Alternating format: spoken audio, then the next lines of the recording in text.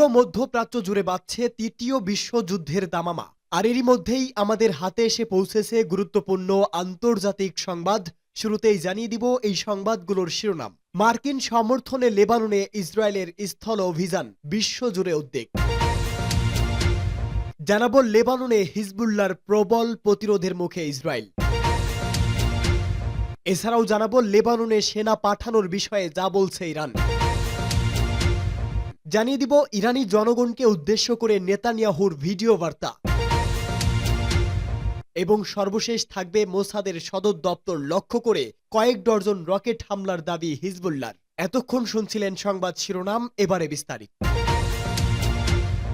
মার্কিন সমর্থনে লেবাননে ইসরায়েলের স্থল অভিযান, বিশ্বজুড়ে উদ্বেগ। লেবাননে ইসরায়েলের স্থল অভিযানে মার্কিন সমর্থন বিশ্বব্যাপী উদ্বেগের কারণ হয়ে দাঁড়িয়েছে।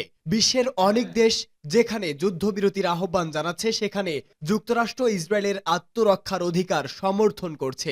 লেবাননে প্রবেশের দাবি করে ইসরায়েলের সামরিক বাহিনী। এক বিবৃতিতে তারা বলেছে, ওই অভিযান সীমিত, স্থানীয় এবং নির্দিষ্ট লক্ষ্য ভিত্তিক, যা হিজবুল্লাহর বিরুদ্ধে পরিচালিত হচ্ছে।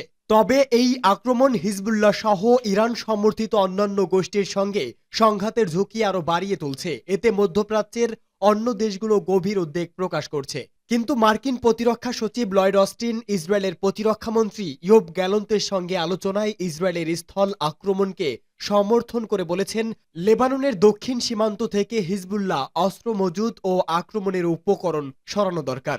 লেবাননে ইসরায়েলের স্থল অভিযানে গভীর উদ্বেগ প্রকাশ করেছে সংযুক্ত আরব আমিরাত, কাতার এবং জাপান। আমিরাত লেবাননের সার্বভৌমত্ব ও আঞ্চলিক অখণ্ডতার প্রতি তাদের সমর্থন পুনর্ব্যক্ত করেছে এবং প্রেসিডেন্ট শেখ মোহাম্মদ বিন জায়েদ আল নাহিয়ান লেবাননের জনগণের জন্য জরুরি ত্রাণ হিসাবে 10 কোটি মার্কিন ডলার দেওয়ার ঘোষণা দিয়েছে। কাতারের পররাষ্ট্রমন্ত্রী মোহাম্মদ বিন আবদুল্লাজিজ আল খুলাইফি এক্সে বলেছে, লেবাননে আক্রমণ আরও বিপর্যয় ডেকে আনবে। তিনি লেবাননের জনগণকে সমর্থন করার আহ্বান জানিয়ে বলেন, এটি একটি নৈতিক দায়িত্ব। জাপান ও ইসরায়েলি আক্রমণ নিয়ে গভীর উদ্বেগ প্রকাশ করেছে এবং সংঘাতের অবিলম্বে সমাপ্তির আহ্বান জানিয়েছে। জাপান সরকার লেবাননে তাদের 50 জন নাগরিকের নিরাপত্তা নিশ্চিত করার জন্য পদক্ষেপ নিয়েছে। লেবাননে হিজবুল্লাহর প্রবল প্রতিরোধের মুখে ইসরায়েল। ফিলিস্তিনের গাজা উপত্যকায় স্বাধীনতাকামী সংগঠন হামাসকে নির্মূলের নামে সামরিক অভিযান শুরুর পর থেকেই দখলদার ইসরায়েলের উপর রকেট যুদ্ধ শুরু করেছিল লেবাননের সশস্ত্র গোষ্ঠী হিজবুল্লাহ। সময় গড়ানোর সঙ্গে সঙ্গে এই হামলা তীব্রতর হতে শুরু করলে ইসরায়েলও পাল্টা হামলা শুরু করে। সাম্প্রতিক সময় দক্ষিণ লেবানন সীমান্তে ইসরায়েল হিজবুল্লাহ পাল্টাপাল্টি হামলা তীব্র হতে শুরু করার পর পূর্ণমাত্রায় যুদ্ধের আশঙ্কা বাড়তে থাকে। লেবাননে বিমান হামলায় হিজবুল্লাহ প্রধান হাসান নাসরুল্লাহ সহ বেশ কয়েকজন শীর্ষ কমান্ডার নিহত হওয়ার পর স্থল অভিযান শুরু করে ইসরায়েল। সোমবার রাতে লেবাননে সীমিত আকারে স্থল হামলা শুরুর দাবি করে ইসরায়েল। ইসরায়েলি সামরিক বাহিনী জানিয়েছে, সোমবার রাতে তাদের 98তম এলিট ডিভিশনের সেনারা লেবাননে স্থল অভিযান শুরু করেছে। এই ডিভিশনটি 2 সপ্তাহ আগেও গাজায় হামাসের বিরুদ্ধে লড়ছিল।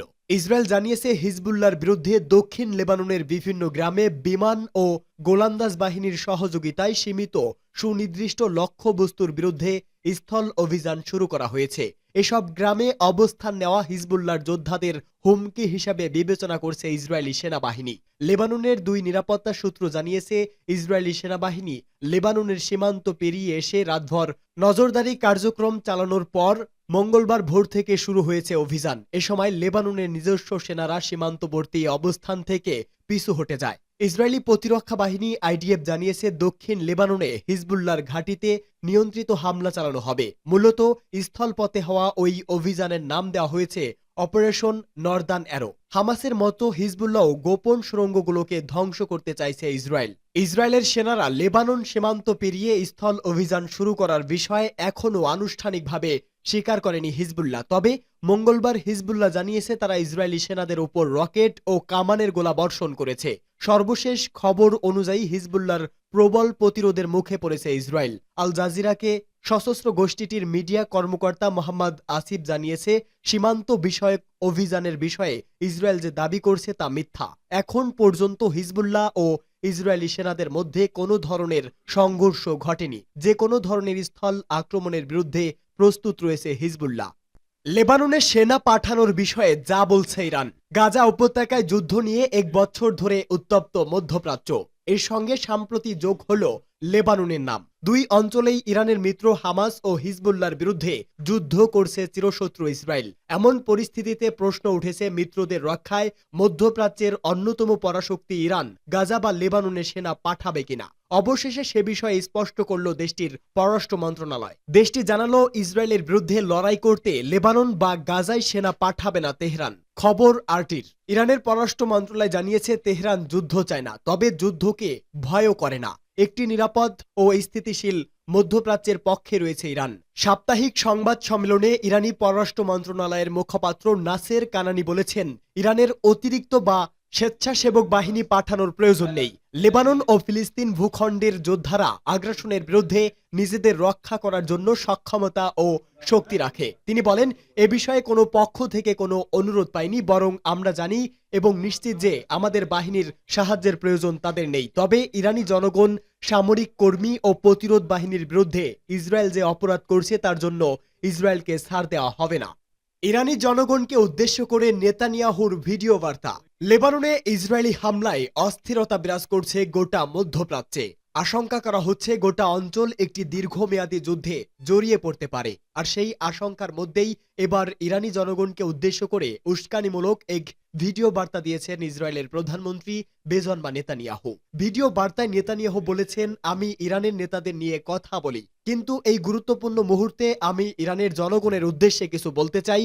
আমি এটা সরাসরি বলতে চাই, কোনো ফিল্টার বা মিডলম্যান ছাড়া। ইরানি জনগণকে উদ্দেশ্য করে তিনি বলেন, প্রতিদিন আপনারা এমন একটি রেজিম দেখেন যারা আপনাদের অধীনস্থ করে রেখেছে। তারা লেবানন ও গাজাকে রক্ষা করতে জ্বালাময়ী বক্তৃতা দেয়, অথচ সেই রেজিমই প্রতিদিন আমাদের এই অঞ্চলকে অন্ধকার ও যুদ্ধের গভীরে নিয়ে যাচ্ছে। প্রতিদিন তাদের পুতুলদের দুনিয়া থেকে নিশ্চিহ্ন করে দেওয়া হচ্ছে, যেমন মোহাম্মদ দায়েফ ও নাসরুল্লাহ। নেতানিয়াহু বলেন, মধ্যপ্রাচ্যের যে কোনো জায়গায় হামলা চালানোর সক্ষমতা আছে ইসরায়েলের।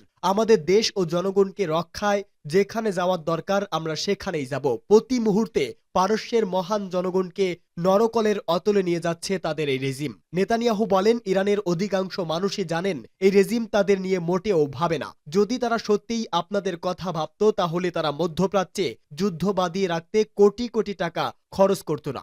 এর পরিবর্তে তারা আপনাদের জীবনমান উন্নয়নের চেষ্টা করত। তিনি আরো বলেন, যখন ইরান সত্যিকার অর্থে মুক্ত হবে সেই সময়টা মানুষের ভাবনার অনেক আগেই আসবে। কোনো কিছুই আর আগের মতো থাকবে না। আমাদের প্রাচীন ইহুদি ও পারস্য সম্প্রদায়ের মানুষ অবশেষে শান্তি খুঁজে পাবে। আমাদের দুই দেশ ইরান ও ইসরায়েল শান্তি খুঁজে পাবে। নেতানিয়াহু বলেন, যখন সেই দিন আসবে তখন এই রেজিম দেউলিয়া হয়ে যাবে, ভেঙে চুরমার হয়ে যাবে। ইরানের এমন উন্নয়ন ঘটবে যা আগে কখনো ঘটেনি। ইরানের বর্তমান সমাজে থাকা মেধার মাধ্যমেই বৈশ্বিক বিনিয়োগ, পর্যটনের ব্যাপক বিকাশ, প্রযুক্তিগত উদ্ভাবন ঘটবে। নেতানিয়াহু বলেন, আমি জানি আপনারা হামাস ও হিজবুল্লাহর ধর্ষক ও খুনিদের সমর্থন করেন না, কিন্তু আপনাদের নেতারা করেন। আপনাদের আরো ভালো কিছু পাওয়া উচিত। ইরানের জনগণের জানা উচিত ইসরায়েল আপনাদের পাশে আছে, যে ভবিষ্যৎ হবে সমৃদ্ধ ও শান্তির। মোসাদের সদর দপ্তর লক্ষ্য করে রকেট হামলার দাবি হিজবুল্লাহর। তেল আবিবে অবস্থিত ইসরায়েলের গোয়েন্দা সংস্থা মোসাদের সদর দপ্তর লক্ষ্য করে রকেট হামলা চালানোর দাবি করেছে হিজবুল্লাহ। হিজবুল্লাহ বলেছে, তারা তেল আবিবে অবস্থিত মোসাদ এবং ইউনিট ৮২০০ সদর দপ্তর লক্ষ্য করে ফাদি-4 রকেট উৎক্ষেপণ করেছে। হিজবুল্লাহর রকেট হামলায় মোসাদ সদর দপ্তরের কোনো ক্ষয়ক্ষতির খবর তাৎক্ষণিকভাবে পাওয়া যায়নি। তবে ইসরায়েলি সেনাবাহিনী বলেছে, গত ১ ঘন্টায় লেবানন থেকে প্রায় ১৫টি ক্ষেপণাস্ত্র প্রবেশ করেছে। এগুলো উত্তর ইসরায়েলের উচ্চ গ্যালিলি অঞ্চলে উন্মুক্ত এলাকায় পড়েছে। বিবিসির প্রতিবেদনে বলা হয়েছে, গত মাসে লেবাননে পেজার এবং ওয়াকিটকি বিস্ফোরণের পেছনে মোসাদের হাত রয়েছে বলে দাবি করেছে হিজবুল্লাহ। তবে এ বিষয়ে কোনো মন্তব্য করেনি ইসরায়েল। আর ইউনিট ৮২০০ ইসরায়েলি সেনাবাহিনীর কেন্দ্রীয় গোয়েন্দা তথ্য সংগ্রহকারী সংস্থা।